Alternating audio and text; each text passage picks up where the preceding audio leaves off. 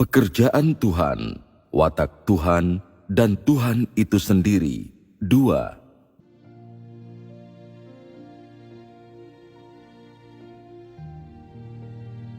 Selama pertemuan kita yang terakhir, kita membahas topik yang sangat penting.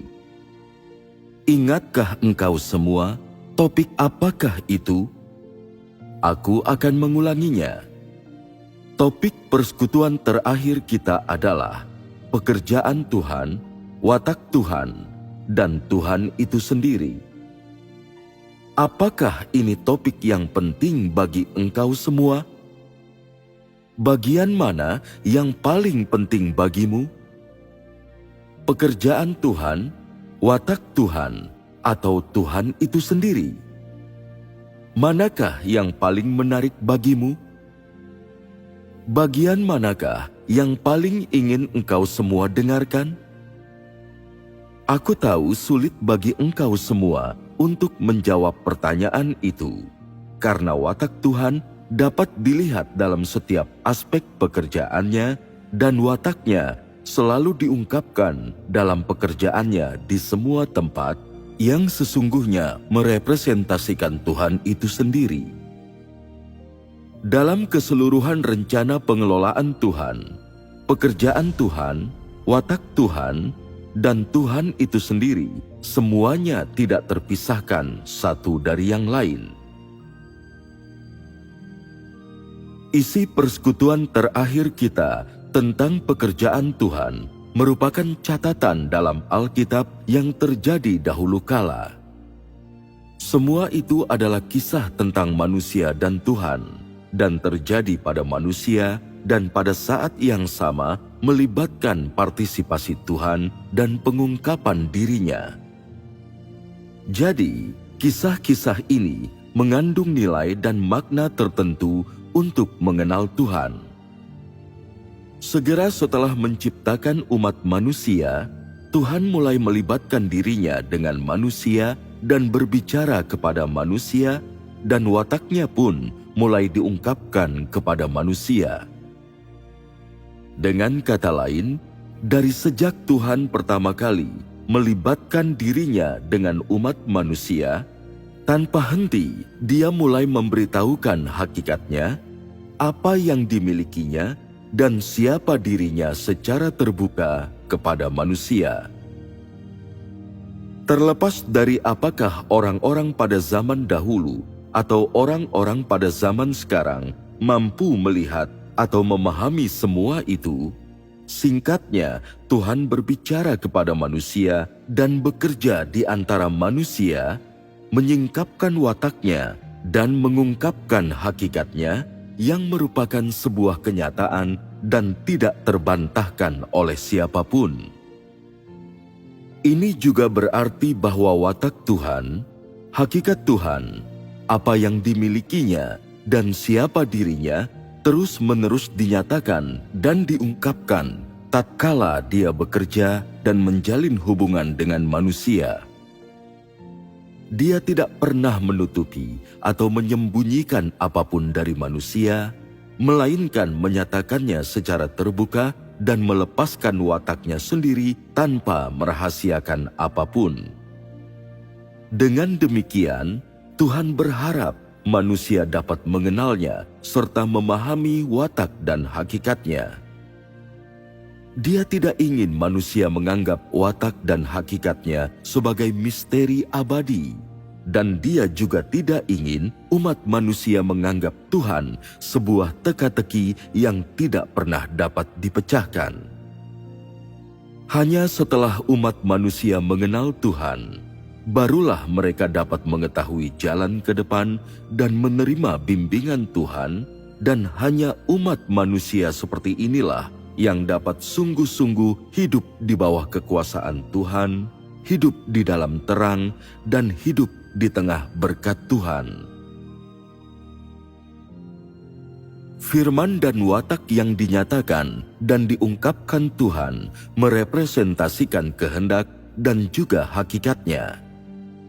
Ketika Tuhan menjalin hubungan dengan manusia, tidak peduli apapun yang Dia katakan atau lakukan, atau watak apa yang dia ungkapkan, dan tidak peduli apapun yang manusia lihat dari hakikatnya, apa yang dimilikinya, dan siapa dirinya, semuanya itu merepresentasikan kehendak Tuhan bagi manusia. Terlepas dari seberapa banyak manusia mampu menyadari, mengerti atau memahaminya, semua itu merepresentasikan kehendak Tuhan bagi manusia. Ini tidak diragukan lagi. Kehendak Tuhan bagi umat manusia adalah bagaimana Dia menuntut mereka menjadi apa yang Dia tuntut mereka lakukan, bagaimana Dia menuntut mereka menjalani hidup, dan bagaimana Dia menuntut mereka agar mampu memenuhi kehendak Tuhan. Apakah hal-hal ini tidak terpisahkan dari hakikat Tuhan?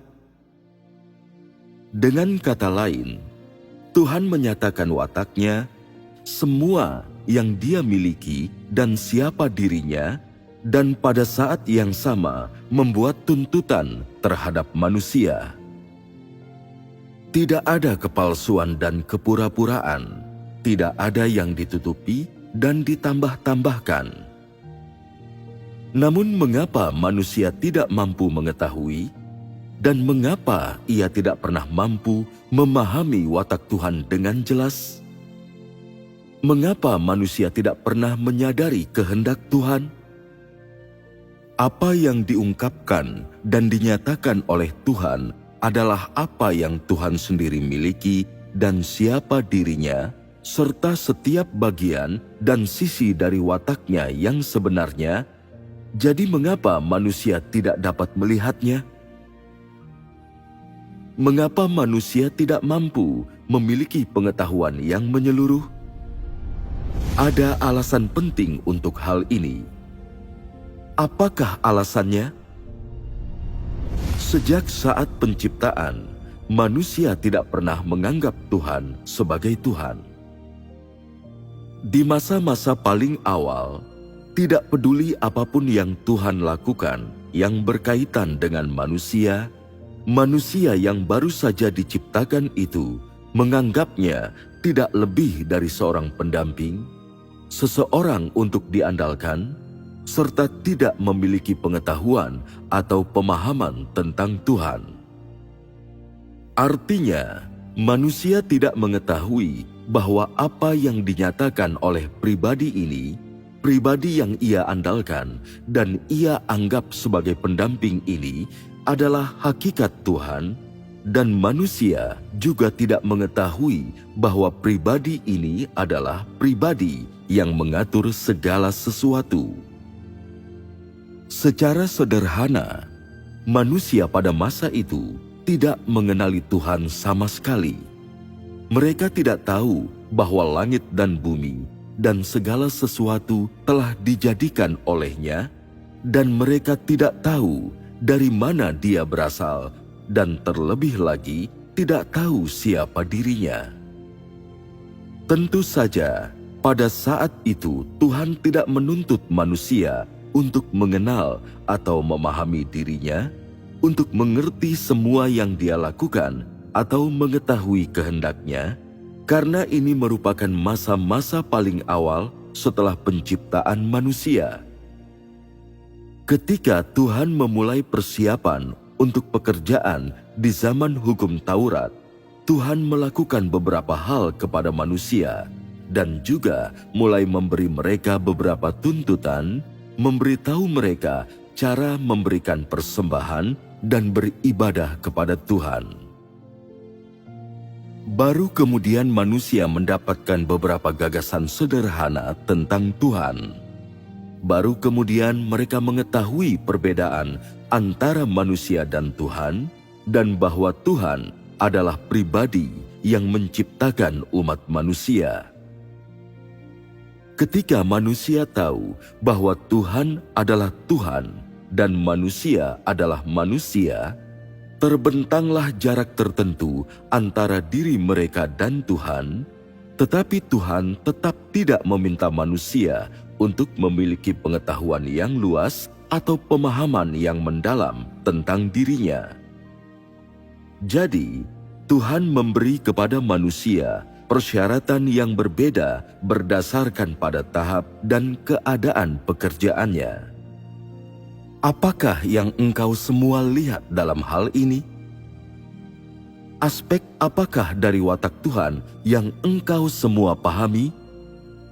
Apakah Tuhan itu nyata? Apakah tuntutan Tuhan terhadap manusia sesuai? Selama masa-masa paling awal setelah Tuhan menciptakan manusia, ketika Tuhan baru akan melakukan pekerjaan penaklukan dan penyempurnaan dalam diri manusia dan belum menyampaikan terlalu banyak firman kepada mereka, Dia hanya menuntut sedikit dari manusia. Terlepas dari apa yang manusia lakukan dan cara mereka berperilaku, bahkan jika mereka melakukan beberapa hal yang menyinggung Tuhan, Tuhan mengampuni dan mengabaikan semuanya. Ini karena Tuhan tahu apa yang telah Dia berikan kepada manusia dan apa yang ada dalam diri manusia, dan dengan demikian Dia pun tahu standar tuntutan apa yang harus Dia buat bagi manusia. Meskipun standar tuntutannya pada saat itu sangat rendah, bukan berarti bahwa wataknya tidak agung atau bahwa hikmat dan kemahakuasaannya hanyalah kata-kata kosong. Bagi manusia, hanya ada satu cara untuk mengetahui watak Tuhan dan Tuhan itu sendiri, yaitu dengan mengikuti langkah-langkah pekerjaan pengelolaan Tuhan dan penyelamatan manusia, dan menerima firman yang Tuhan sampaikan kepada umat manusia. Setelah mengetahui apa yang Tuhan miliki dan siapa dirinya, serta mengetahui watak Tuhan, apakah manusia akan tetap meminta kepada Tuhan agar Dia menunjukkan pribadinya yang nyata kepada manusia?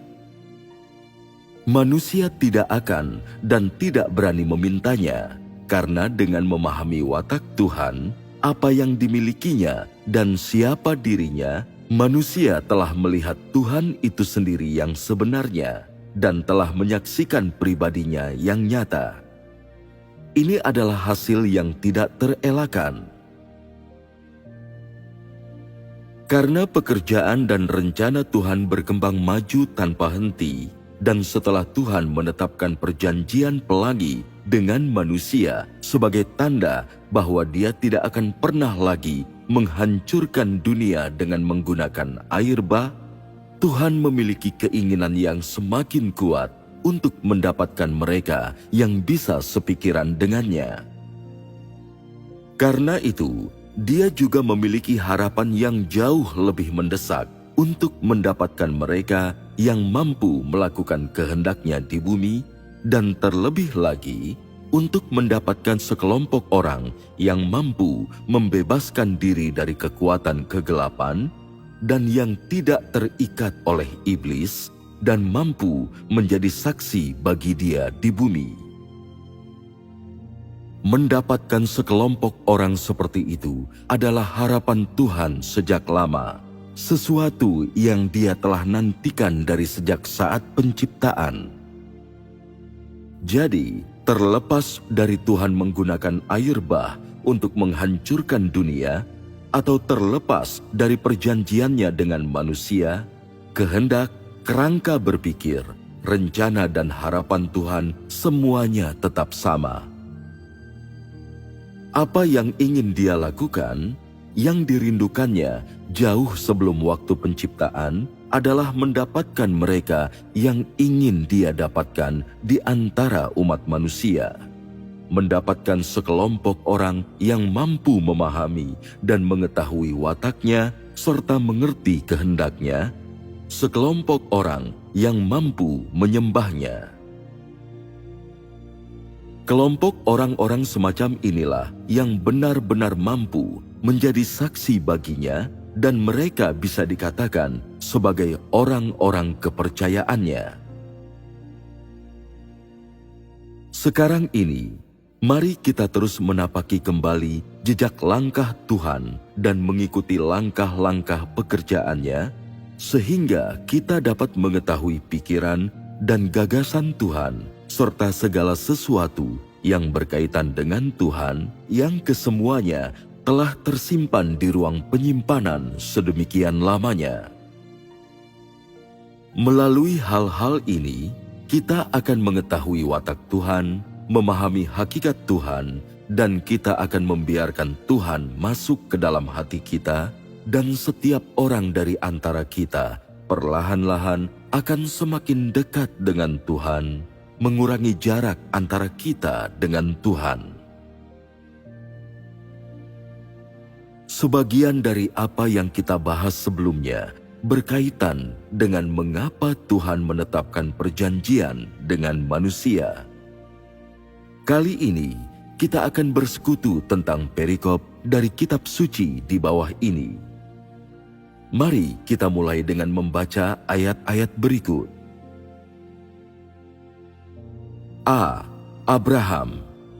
1. Tuhan berjanji mengaruniakan seorang anak laki-laki kepada Abraham.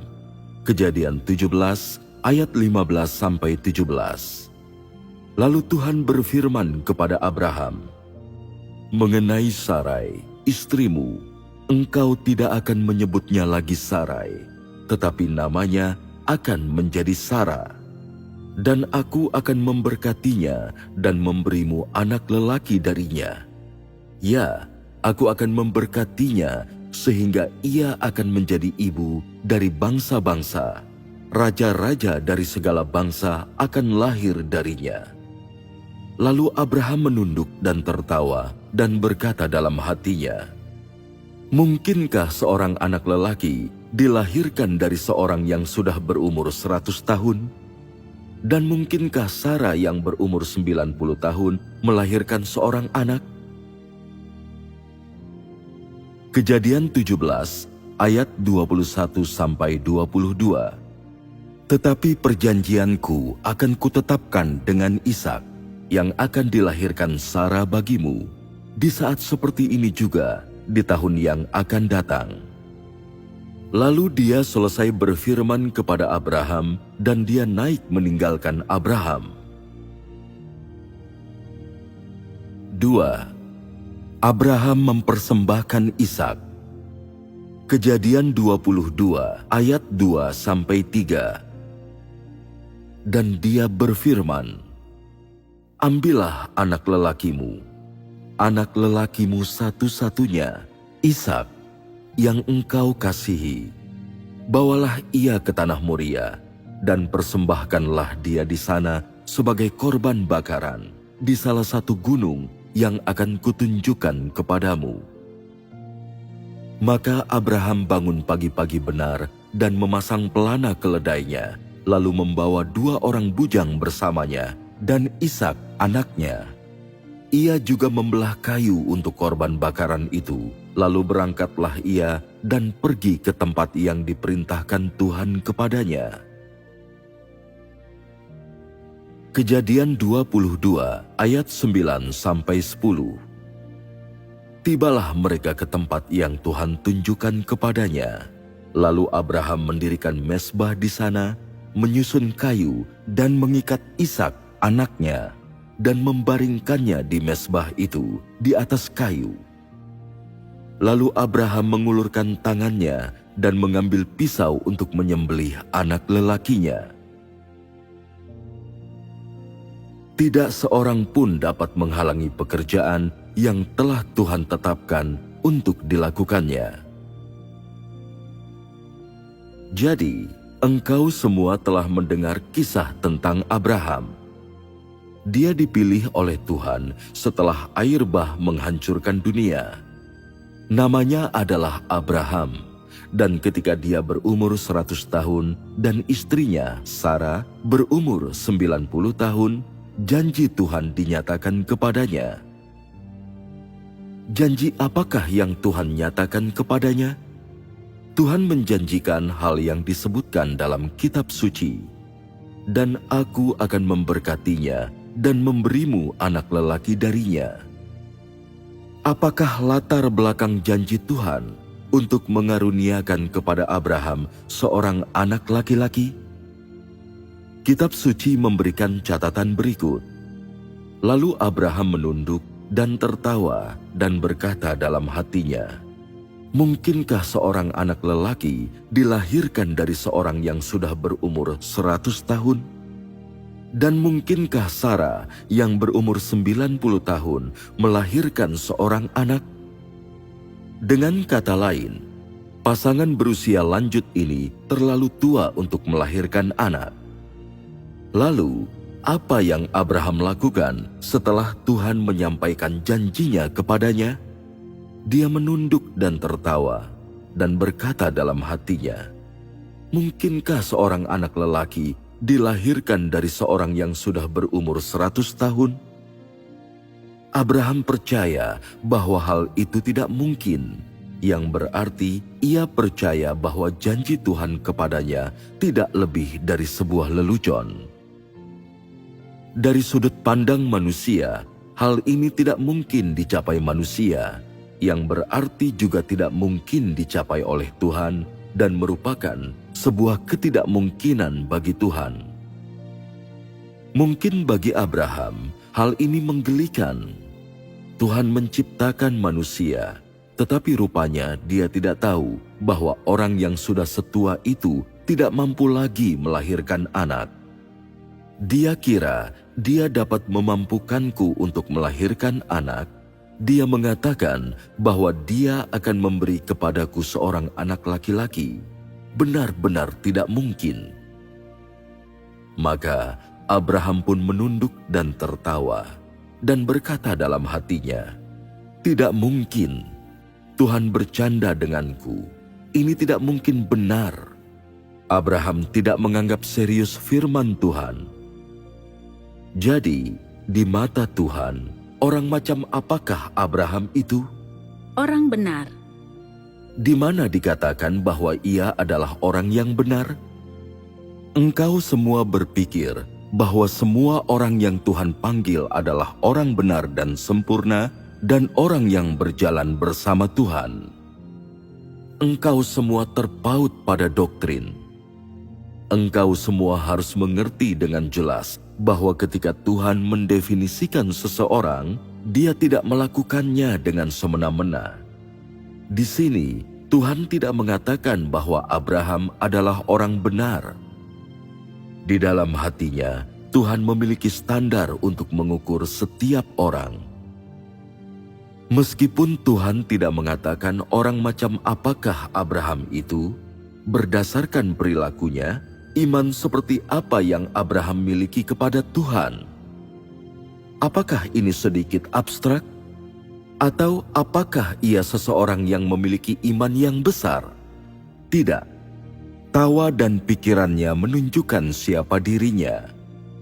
Jadi, keyakinanmu bahwa Abraham adalah seorang yang benar hanyalah isapan jempol dari imajinasimu. Itu adalah penerapan doktrin yang membabi buta, sebuah penilaian yang tidak bertanggung jawab.